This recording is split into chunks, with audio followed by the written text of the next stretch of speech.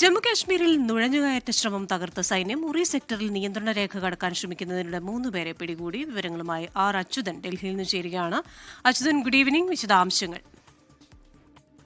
രണ്ടിടങ്ങളിലായിട്ടാണ് ഈ നുഴഞ്ഞുകയറ്റ ശ്രമം ഇന്ന് റിപ്പോർട്ട് ചെയ്തിരിക്കുന്നത്. അതിൽ ജമ്മു കാശ്മീരിലെ ഉറി സെക്ടറിലാണ് ഈ രണ്ട് സംഭവങ്ങളും ഇപ്പോൾ ഉണ്ടായിരിക്കുന്നത്. ഉറി സെക്ടറിലെ നിയന്ത്രണ രേഖയ്ക്കടുത്ത് ഈ ഒരാളെ, അതായത് പാക് സ്വദേശിയായിട്ടുള്ള സീഷാൻ മീർ എന്ന് പറയുന്ന വ്യക്തി നുഴഞ്ഞു കയറാൻ ശ്രമിക്കുകയും അത് സൈന്യം അദ്ദേഹത്തെ പിടികൂടുകയും ജമ്മു കാശ്മീർ പോലീസിന് കൈമാറുകയും ചെയ്തിട്ടുണ്ട്.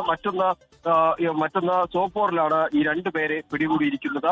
അവർ ഇത്തരമൊരു നുഴഞ്ഞുകയറ്റ ശ്രമം നടത്തുന്നത് സൈന്യത്തിന് ശ്രദ്ധയിൽപ്പെട്ടതോടുകൂടിയാണ് ഇരുവരെയും പിടികൂടി. അവരെയും ഇപ്പോൾ ഈ അന്വേഷണത്തിന്റെ ഭാഗമായി ചോദ്യം ചെയ്തു വരുന്നു എന്നാണ് മനസ്സിലാക്കാൻ കഴിയുന്നത്. നിലവിൽ ഈ മേഖലയിൽ ഇപ്പോൾ ഈ സുരക്ഷാ സേനയുടെ ഒരു നിരീക്ഷണം വ്യക്തമാക്കിയിട്ടുണ്ട്.